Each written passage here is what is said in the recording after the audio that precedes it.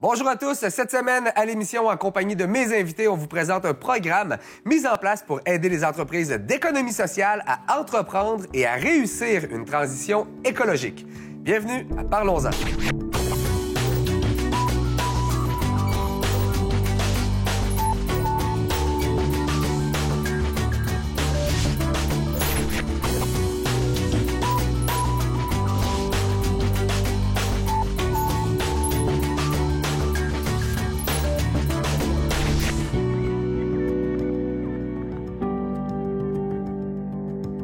Bonjour à tous. Cette semaine, à l'émission, pour parler de transition écologique et d'un programme qui est proposé aux entreprises d'économie sociale pour entreprendre et réussir cette dite transition. Mes invités sont Barbara Genet, qui est directrice générale chez Québécois. C'est bien ça. Et Félix Bussière, directeur général du pôle des entreprises d'économie sociale, Capital National. Exactement. Yes, bien, bienvenue à vous deux. Merci d'avoir accepté l'invitation. Puis, avant de rentrer dans le vif du sujet, on va prendre quand même quelques instants pour que vous puissiez nous présenter vos organisations respectives. Donc, on commence par moi? Commençons, Barbara, avec Québécois. Alors, Québécois, c'est un organisme à but non lucratif, une entreprise d'économie sociale. Puis, finalement, on travaille sur 3 volets. Il y a un premier volet qui consiste à faire de la formation. Un deuxième volet où on conçoit des activités de formation ou des concepts comme un panneau d'interprétation, des choses comme ça, des activités. Okay. Puis, finalement, le dernier volet, c'est un volet d'accompagnement, un peu ce qu'on fait avec Transition écologique. Excellent.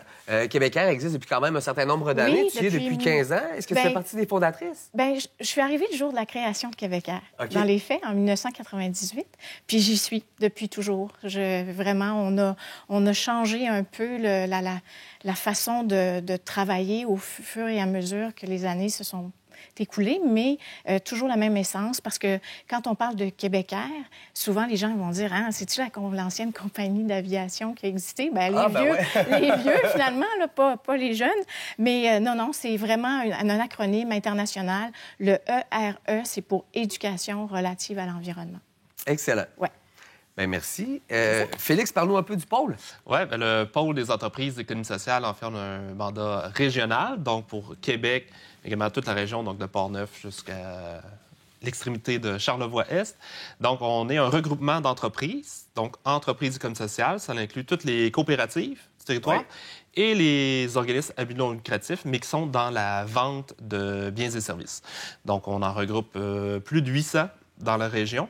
Donc, nous, on est le regroupement, on est là pour les soutenir justement de toute la transition écologique, la transition passage au numérique, tous les enjeux de gestion qu'ils peuvent avoir. Donc, on offre des formations, des conférences pour les tenir à jour sur les enjeux qu'ils peuvent vivre comme entreprise, tout le réseautage, les amener à la commercialisation, leur développement d'affaires.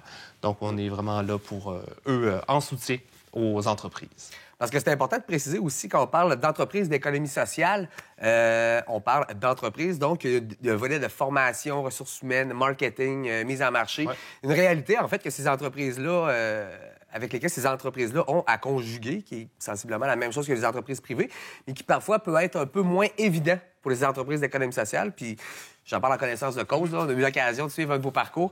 Bref, super intéressant. Et le pôle, en fait, corrige-moi si je me trompe, mais vous faites partie du chantier de l'économie sociale qui vraiment, lui, là, couvre tout le territoire québécois. Effectivement, chantier de l'économie sociale qui est notre grand chapeau au niveau national, eux qui font toute la promotion de l'économie sociale, puis la concertation. Nous, on a un pôle, on est une action au niveau régional et on a 23 pôles au Québec pour couvrir l'ensemble des régions du Québec. Parfait. Bien, rentrons dans le vif du sujet. On parle aujourd'hui là, de transition écologique. C'est quoi une transition écologique? On en entend parler beaucoup pour les individus, mais là, quand on parle d'une transition écologique pour les entreprises, ça se décline de quelle façon? De quoi on parle? Bien, en fait, on veut amener les entreprises à passer le pas. Donc, que les entreprises ont une responsabilité. On le voit beaucoup, les citoyens, on a vu le pacte, entre autres. On dit, bien, les entreprises aussi ont une responsabilité sociale dans leur communauté. Oui, les entreprises ont un impact création d'emplois, l'impact économique, mais sont également des acteurs dans leur communauté, donc doivent faire attention à leur impact social puis l'impact environnemental.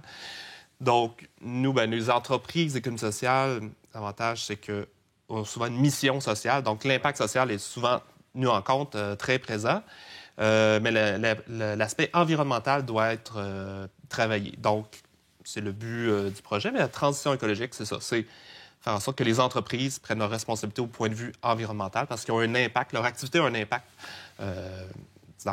sur la société, dans l'environnement. Donc, il faut que l'ensemble des entreprises fassent un pas de ce côté-là. Ouais, ce que j'ajouterais, c'est que tout simplement, l'objectif ultime, c'est un développement plus durable. Puis là, on peut s'étendre sur la définition du développement durable. C'est pas l'objectif, mais c'est vraiment la transition écologique veut qu'on ajoute la valeur environnementale aux pratiques des entreprises d'économie sociale qui sont socialement engagées, puis qui sont économiquement, qui réinvestissent là, finalement dans leur entreprise. Bien là, on parle d'un programme qui s'adresse aux entreprises d'économie sociale. Est-ce que ça devient plus évident pour les entreprises d'économie sociale d'emboîter le pas? Bien, moi, j'aurais tendance à dire oui puis non. Le moteur économique va être là pour une grosse entreprise qui décide de faire le pendant, puis va mettre les ressources financières, donc les ressources de terrain pour que les actions soient mises de l'avant. Dans une entreprise d'économie sociale, souvent, bien, on fait tourner tous nous-mêmes, toutes les toupies, puis on essaie de faire en sorte que notre volet économique soit rentable, qu'on se soit socialement engagé. Quand on ajoute une autre valeur, l'environnement, des actions supplémentaires, c'est là où, des fois, les ressources financières ne sont pas en rendez-vous, puis les effectifs non plus. Mais la sensibilité puis l'opportunité qu'ont les entreprises d'économie sociale, c'est un peu ce que je disais tout à l'heure. C'est que pour un développement durable, le social puis l'économique est déjà au rendez-vous. Je pense qu'on a quand même un bel avantage, en fait, à Québec. En tout cas, avec le pôle, dans le milieu qu'on connaît ici, on a de belles grandes entreprises d'économie sociale qui, actuellement, en fait, ont de super bonnes pratiques. Là. On peut penser à la Coop funéraire des Deux-Rives, dans le fond, qui accompagne dans la deuxième cohorte. Oui, bien, d'ailleurs, c'est un financement que le pôle a réussi à obtenir. Mais nous, Québécois, on est leurs consultants, entre guillemets, là, en développement durable. Alors, c'est nous qui sommes là pour assurer à la coopérative le suivi de leur politique, de leur plan d'action, puis de voir que tout roule bien. C'est un peu le même rôle qu'on a avec Transition écologique, mais le volet plus environnemental. Parce que vous l'offrez à des entreprises, dans le fond, en consultation de 1 à 1 ou avec le programme plus avec des groupes? Bien, le programme du pôle, c'est vraiment quelques formations, mais il y a de l'accompagnement d'inclus dans la transition écologique. C'est quoi une transition écologique? Comment on fait pour évaluer notre entreprise, mettons, pour savoir où est-ce qu'on se situe? Où est-ce qu'on se situe? D'où est-ce qu'on part? Bien, souvent, on va faire ça très simplement par un diagnostic, je dirais maison, là, une rencontre dans l'entreprise. Puis, habituellement, les participants ou les entreprises qui vont être prêtes à faire une transition écologique, ils ont déjà des petits créneaux là, où ils veulent être actifs. Ça vient, par exemple, du conseil d'administration qui dit, là, ça suffit. On est en 2019, on devrait être capable de bien gérer nos déchets. Il y a souvent des petites actions, là, des cibles qu'on voit, puis nous, c'est ça qu'on exploite. Parce que le momentum est là. Tu sais, si demain matin, dans ton entreprise d'économie sociale, vous décidez de mieux gérer vos déchets, qu'est-ce que ça ne sert à rien que je te propose de rédiger une politique. Ouais. On met en place le plan de gestion de matières résiduelles, par exemple, ou les infrastructures nécessaires. On s'organise pour coordonner tout ça. Mais après ça, rapidement, tu vas être rappelé par soit ton conseil d'administration ou les gens qui vont venir, qui vont voir « Hey, c'est beau, ça flash ». Là, tu vas dire « Oh, bien là, la politique, elle me serait utile. » Parce qu'une politique, on ne se le cachera pas. Une politique, ça dit clairement, c'est endossé par le conseil d'administration, puis ça dit clairement, nous en allons là. Fait que ça, c'est vraiment là, essentiel, je trouve, d'avoir une politique, avoir un plan d'action, mais des fois, on commence par des petites actions. C'est beau de le savoir, mais de le confirmer puis de l'avoir par écrit, là, ça vient s'attacher directement avec l'entreprise, avec la mission, puis dans les règlements de l'organisation. Oui. Okay. Oui. Puis on voit toujours les choses plus grosses que... Tu sais, une politique en développement durable, ça peut loger sur 1 à 2 pages. Ça donne les grandes orientations. Après, là, on a un document qui nous dit « Oh, là, il faut aller de l'avant. » Là, c'est le plan d'action, c'est les actions concrètes, moi, en tout cas personnellement, qui m'intéressent. Là. Okay. C'est vraiment qu'est-ce qu'on fait maintenant. Félix, vous l'avez fait avec le pôle, si je ne me trompe pas. Parle-moi un peu des grands changements. Qu'est-ce que ça a eu comme impact? C'est ça, avec les entreprises, il faut partir d'où elles sont. Le but, c'est de les faire un pas de plus. Donc, on ne juge pas où ils en sont rendus. Le pôle, puis on y va beaucoup avec le secteur d'activité. Nous, le pôle, on est beaucoup dans l'organisation d'événements. Donc, c'est plus là qu'on a dit on va prendre des actions. C'est doté d'une politique pour dire le conseil d'administration, la direction, on s'engage à se faire un plan d'action et faire plus d'actions éco-responsables. Par exemple, vous allez chercher la certification équitable chez Fairtrade Canada. Donc, pour nos événements, on va avoir du thé, café, sucre équitable et autres produits. On va faire attention pour le choix de nos traiteurs. On va utiliser de la vraie vaisselle pour diminuer les déchets lors des événements. Parce que ça va vite. Hein? On a fait des activités à 50, 100 personnes. Tout le monde voit 2 cafés, puis c'est pas long que tu as 200 tasses dans la poubelle. 200 gobelets, ça se multiplie rapidement. Donc, voilà l'utilisation de vaisselle, les lieux qu'on va utiliser aussi pour gérer les déplacements. On va compenser les déplacements en compensation des GES, en replantation d'arbres ou en différents programmes qu'on peut faire un don pour compenser les déplacements des participants à nos événements. Donc, on a concentré nos actions plus sur ce volet-là. OK. J'ai eu l'occasion de participer à un de vos événements, d'ailleurs, là, et puis... Le fait de manger avec de la vraie vaisselle, pas être dans des copes, des vrais ustensiles, tout ça, en plus, ça ajoute, je trouve, à la qualité de l'événement. Tout à fait. Vous êtes bien positionné au pôle, vous avez un bon réseau, vous connaissez le réseau. Pour les organisations qui connaissent moins le réseau, est-ce que ça fait partie aussi un peu de votre mission d'être à l'écoute des besoins et de recommander, si par exemple, là, on vous avait demandé d'intervenir auprès du pôle, puis en exprimant leurs besoins, est-ce que vous auriez été en mesure d'identifier en fait les ressources qui pouvaient être engagées? Oui, tout à fait. Oui, c'est vraiment notre mission à nous, là, c'est vraiment, peut-être que c'était un petit peu flou tantôt quand je l'ai présenté, mais quand on parle de formation, bien, on va faire de la formation sur un sujet précis, concret. Dans le cas de transition écologique, l'équipe, Félix, entre autres, et son équipe nous ont demandé de faire une formation sur le développement durable, sur qu'est-ce que c'est qu'une politique, un plan d'action. On va travailler aussi, probablement pour cette deuxième cohorte-là, la gestion des matières résiduelles. Qu'est-ce qu'on fait en termes de gestion de matières résiduelles, puis d'événements éco-responsables, un peu comme ce qu'on a fait avec le pôle. Fait que ça, c'est des formations qu'on offre, qu'on donne. Puis on le donne très bien aussi au niveau scolaire. Là. Ça, c'est notre volet formation. Quand on parle de conception, bien là, c'est complètement à part. C'est des activités en termes avec l'environnement sur un sujet précis. On est, entre autres, à l'Aquarium du Québec pour le programme scolaire. Mais le dernier volet, accompagnement, bien, c'est vraiment ça. Là. Être à l'écoute de l'entreprise, puis d'essayer de l'aiguiller vers ses meilleures pratiques, de répondre à ses besoins, de lui donner des ressources, offrir la formation si nécessaire. C'est un peu comme ça. Corrigez-moi si je me trompe, mais entreprendre ce type de transition, c'est pas du tout ou rien, là. Hein? Chaque petit pas qu'on fait dans la bonne direction est une belle progression, puis on le prend comme ça. Oui. Puis après ça, bien, quand l'entreprise s'aperçoit que, Colin, c'est pas si contraignant, puis même qu'il y a une valeur ajoutée après ça à ton organisation. Mais c'est ça. Nous, notre mission, c'est vraiment que chacun des intervenants avec lesquels on travaille, que ce soit un jeune, un adulte, une entreprise, bien, qu'ils engagent des pas nouveaux en lien avec le développement durable, mais qui soient engagés, persistants. On n'installe pas la gestion des matières résiduelles pour la retirer aussitôt qu'on a une petite embûche. Non, c'est ça. Puis c'est vraiment par l'accompagnement, la compréhension, puis vraiment le travail de terrain un à un. C'est ça qui fait. Et moi, je dirais que les entreprises, une fois qu'ils y goûtent, qu'ils se dotent d'une politique, puis c'est plus enchâssé dans leur mission, bien après ça, ils voient les avantages. Au début, ça peut avoir l'air d'un investissement en temps, peut-être un peu en argent, mais après, il y a plein d'avantages. Des avantages économiques, bien, la diminution de l'utilisation des ressources sur les coûts en électricité ou en différents coûts que ça peut amener d'être... quelconque, dans le fond. Oui, effectivement. Nous, on fait de la transition de zéro papier dans le bureau pour les réunions. Bien, déjà là, tous les différents frais qu'on coupe. Puis après, il y a toute des changements dans la société, dans la population, dans les grandes organisations. Bien, les clients cherchent ça. Ils veulent acheter dans des entreprises qui sont responsables. Donc, il peut y avoir un avantage économique pour l'entreprise de faire une transition. Les grands acheteurs, le gouvernement, des grandes institutions comme l'Université Laval, une politique d'achat responsable. Donc, eux vont faire affaire avec des fournisseurs en conséquence de ça. Donc, pour ces entreprises-là, ça permet de se positionner.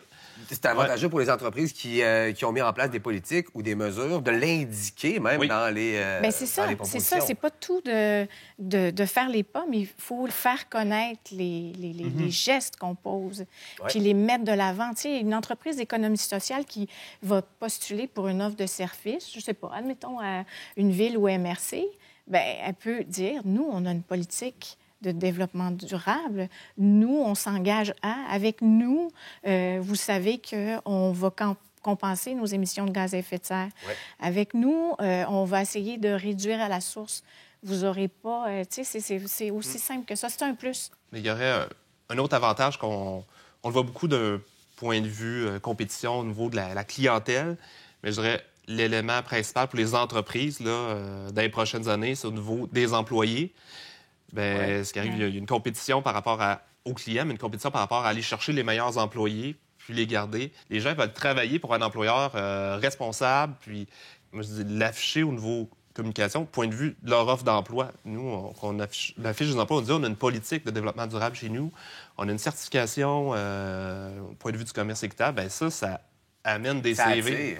De plus en plus, les gens, là, on est de plus en plus nombreux à se responsabiliser, à faire attention à notre empreinte écologique, de savoir que, puis surtout dans un contexte où pratiquement plein emploi, de savoir que je vais vendre mon temps, ou je vais travailler pour une organisation qui, un peu comme moi, fait des efforts.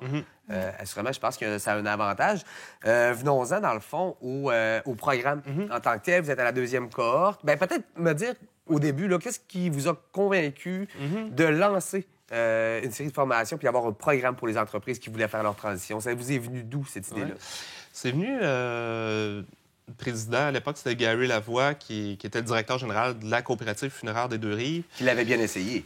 Oui, qu'il l'avait mis au sein de sa coopérative, puis également qu'il l'avait amené au point de vue national. L'ensemble des coopératives funéraires du Québec se sont engagées dans une transition écologique. Donc ça nous a inspirés. Mais ça nous a dit aussi, nos entreprises sont peut-être prêtes à le faire, mais il faut un accompagnement. Il faut vraiment les soutenir parce que c'est pas un directeur d'une entreprise qui va décider par lui-même. On se lance là-dedans, puis par où on prend ça. Par où on commence. Oui, exact. Il faut un accompagnement. Donc, c'est là qu'on s'est décidé avec Barbara. On dit comment on peut faire ça, un programme de formation qui se tient, puis les meilleurs moyens pour rejoindre nos entreprises pour qu'ils s'engagent. OK. Puis si vous me parliez du programme, comment ça fonctionne? On s'embarque dans un processus de combien de temps? Qu'est-ce qui est offert? Parlez-moi de tout ça. On a fait l'an passé, on a eu 9 entreprises qui ont participé dans le processus. C'est environ 3-4 mois. Donc, sur une échelle de 3-4 mois. Oui, exact. Oui, pas à temps plein. Non, pas du tout. Les activités se mettent sur 3-4 mois. Donc, on va aller faire 3 visites d'entreprise. Aller voir des entreprises qui l'ont fait, qui vont inspirer les entreprises participantes. On va avoir des ateliers de groupe avec Barbara qui va nous amener sur... développer notre connaissance sur c'est quoi le concept du développement durable. Avancer, on l'a dit, sur la gestion des matières résiduelles, la gestion d'événements, donc les différents principes, comment on peut avancer.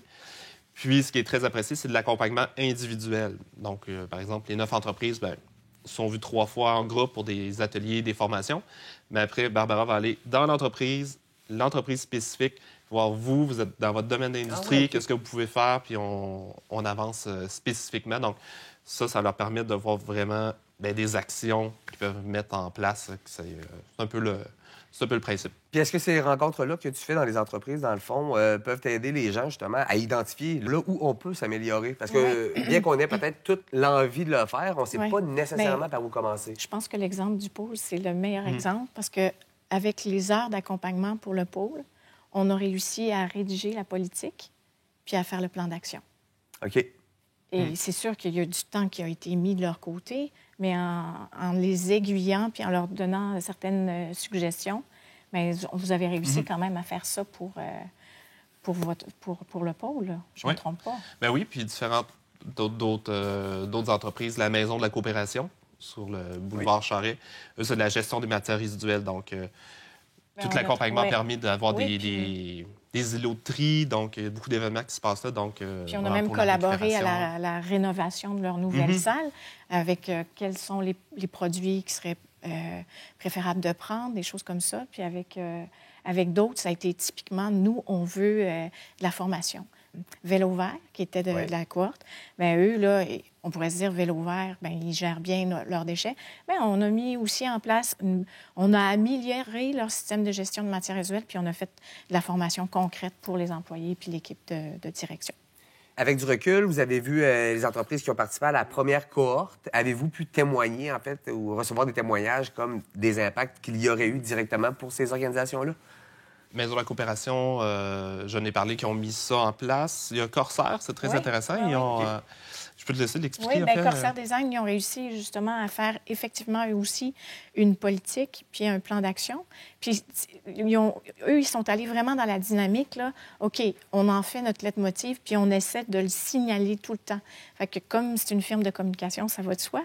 Mais, tu sais, ils ont vraiment mis en application. Fait que maintenant, tout clients chez Corsair Design, bien, ils savent qu'ils ont une politique. Ils savent avec qui il faut en faire. Oui, puis ils savent ce qu'ils pourraient faire en lien, parce que Corsair va probablement leur proposer, admettons, la papeterie la plus écolo possible, avec certaines attestations.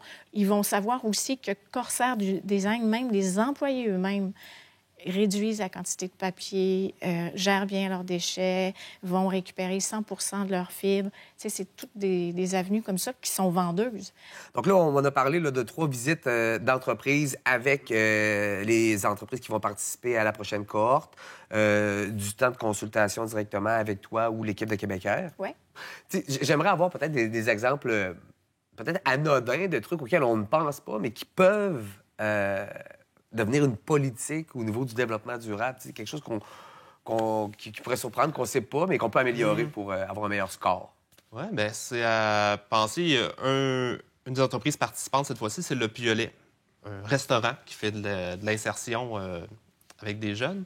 Bien là, ça va être à penser, ça va être quoi leur action qu'ils peuvent faire? Ça peut être le compostage qu'ils peuvent mettre en place dans la cuisine.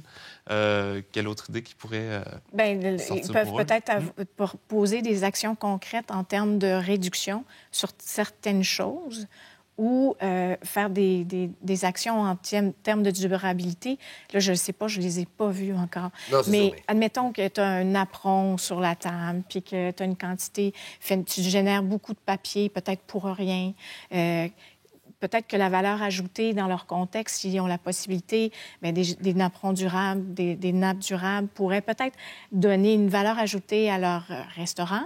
Puis à l'inverse, bien, ça réduirait diminuer, les déchets. Fait que, tu sais, c'est une idée comme ça, là, spontanée, là.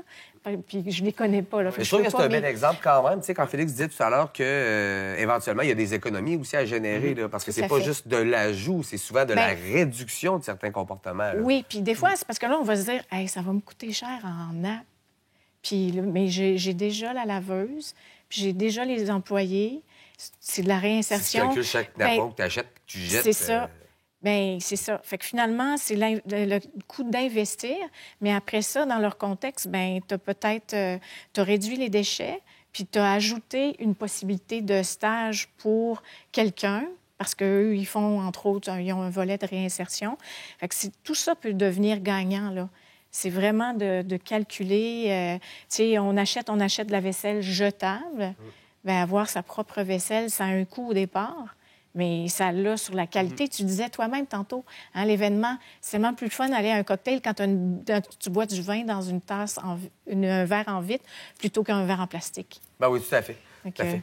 C'est une excellente solution, en fait, pour, en tant qu'entrepreneur, avoir bonne conscience, être un bon citoyen corporatif aussi. Est-ce qu'il reste des aspects par rapport au programme qui vaudraient la peine d'être mentionnés, dont on n'aurait pas parlé ensemble? Bien, peut-être juste rapidement dire, les entreprises d'économie sociale, les actions sociales sont déjà là. Oui. Pour le développement durable. Ça, il faut le mentionner.